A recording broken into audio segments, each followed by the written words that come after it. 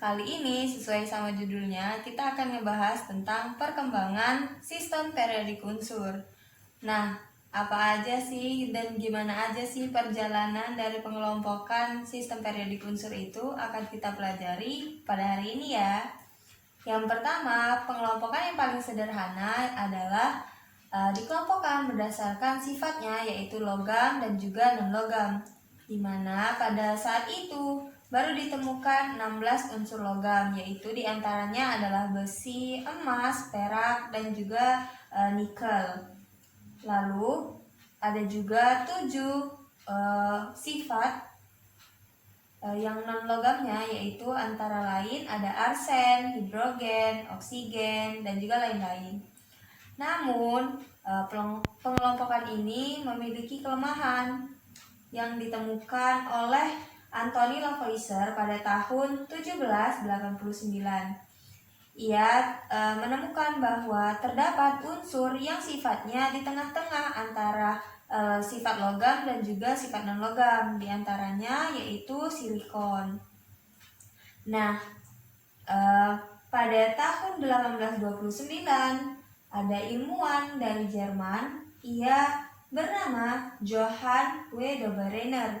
Nah, ia itu mengemukakan hukumnya, yaitu hukum triad Dobereiner.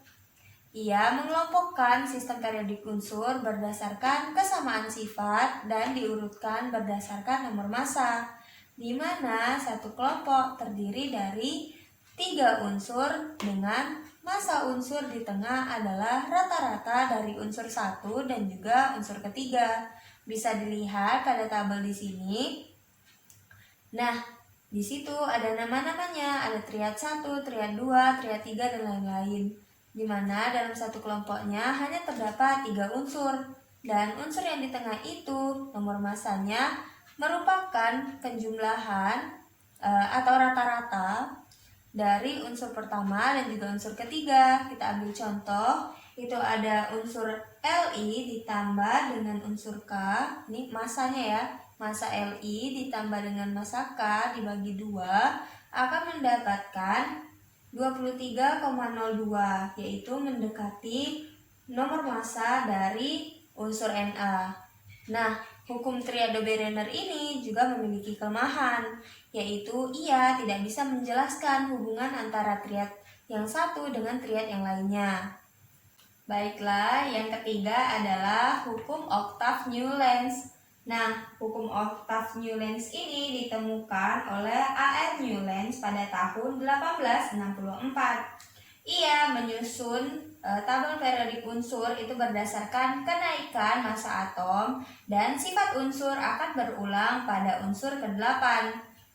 Nah, maksudnya di sini adalah ia mirip seperti penggolongan not oktav pada tangga nada, di mana seperti do, re, mi, fa, sol, la, si, do, di mana unsur yang pertama akan sama sifatnya dengan unsur yang ke-8.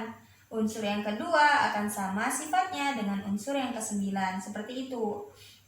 Pengulangannya itu berdasarkan oktav gitu. Nah, seperti yang kita lihat pada tabel di sini, bahwa ia memiliki kelemahan, yaitu yang pertama, dalam satu kelompoknya itu ada yang sifatnya tidak mirip. Contohnya adalah belerang dan juga besi, di mana sifat belerang sangat berbeda dengan sifat besi. Dan yang kedua yaitu hanya sesuai untuk unsur-unsur yang ringan saja, yaitu dengan massa atom relatif yang kecil-kecil saja. Ia baru sesuai.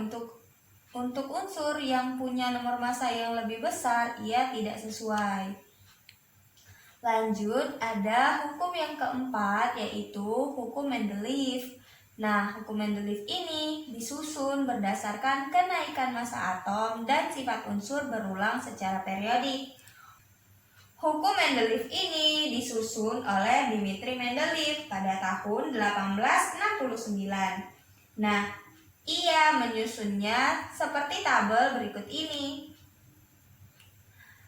Nah, pada tabel ini sudah ada golongan dan juga periodenya ya, tapi dia tetap memiliki kelemahan-kelemahan, yaitu yang pertama, penempatan unsur tidak sesuai dengan kenaikan massa atom. Masih ada nomor massa yang terbalik. Lalu yang kedua, banyaknya tempat kosong dalam tabel. Ini disebabkan karena pada saat itu banyaknya unsur-unsur yang belum ditemukan. Banyaknya tempat kosong dalam tabel disebabkan juga karena pengelompokannya mengutamakan kesamaan sifat unsur daripada kenaikan massa relatifnya. Nah, setelah dari hukum Mendeleev ini akan disempurnakan lagi sistem periodik unsur ini menjadi sistem periodik modern yang akan disusun oleh Henry Moseley pada tahun 1914. Baiklah, yang terakhir adalah sistem periodik modern. Nah, sistem periodik modern ini adalah penyempurnaan dari hukum Mendeleev, di mana ia menyusunnya berdasarkan kenaikan nomor atom dengan sifat-sifat kimia setiap unsur. Nah, sistem periodik modern ini penyusunannya sangat berbeda dengan yang lain-lainnya ya, di mana yang lainnya itu berdasarkan kenaikan nomor massa, sedangkan pada sistem periodik modern ini berdasarkan kenaikan nomor atom.